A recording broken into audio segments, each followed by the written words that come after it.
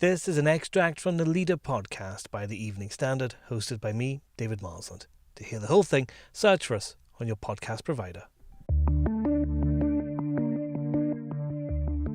A long-awaited report into Russian interference in Britain has made a startling conclusion. The government took its eye off the ball and actively avoided looking for evidence of the Kremlin's threat in the UK. The Intelligence and Security Committee's inquiry covers topics that include disinformation in campaigns, cyber tactics, and Russian expatriates in the UK, revealing that Britain is a top target for the state. Meanwhile, Downing Street has been accused of holding back on releasing the report, finished 9 months ago, which it denies. Our editorial column says it's important it was published at all. Two things matter about the Russia report. The first is that it has come out at all. It was finished last year, but the government blocked its publication, and then kept blocking it by refusing to set up the vital Intelligence and Security Committee, which could authorise its publication. That anti-democratic charade collapsed last week when Downing Street failed to impose its own weak candidate as chair, and the new committee voted to go ahead with publication. The other thing that matters is what the report says, that the Russian government has actively tried to interfere in our democratic process. Anyone who has followed the issue will know that already. Just look at the last US election for an example. But it still matters, and it is right that we are told officially. The Evening Standard's Julian Glover joins me now. Julian, it's been a long wait for this report. What have we learned? This morning, at last, we got to see the Russia report, and how exciting could it be? That was the question we were asking. It was about intelligence, it was about interference in our democracy. It's the kind of report that has asterisks in it, so you can't see everything that's referred to. And we got the document. It appeared at 10:30. And what it tells us is partly what we knew already, and partly, more shockingly, what we don't know already and what hasn't been asked. This is a report that was written last year. It should have come out in a public forum last year. So what exactly was the hold-up?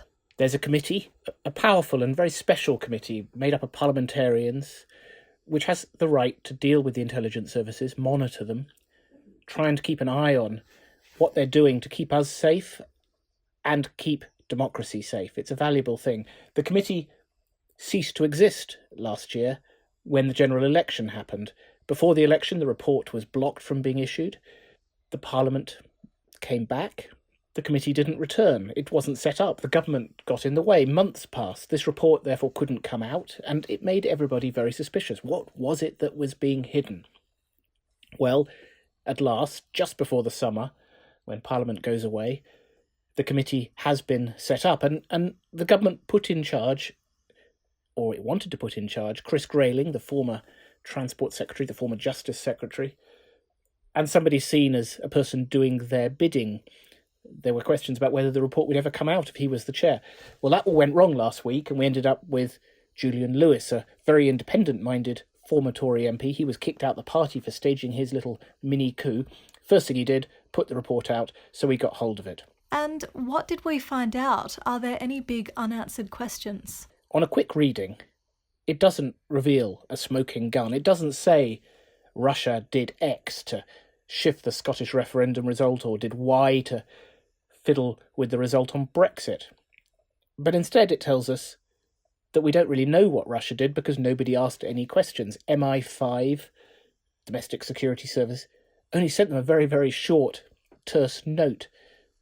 Barely a note, just a couple of sentences on what might have happened during Brexit.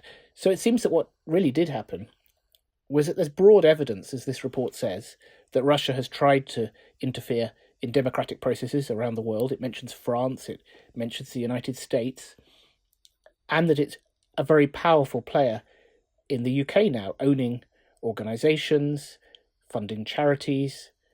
None of those necessarily wrong, but it's a big force in London in particular. And the implication is it must have had a role in elections, in campaigns, in bots, in putting things up on Twitter and trying to twist the way people thought. But nobody seems to have actually looked very hard to find out what might have taken place. So all this report has done is, rather than tell us a series of things we now know, it's led people to ask a series of questions about what we don't know, and in particular, why we don't know, who made the decisions not to look into things. That isn't just a conspiracy. It's clearly an absence, a failure. But it's probably not, in the short term, as exciting as revealing some big secret. So we have the report, we know what's in it, we don't know what the asterisks cover up, but we can guess.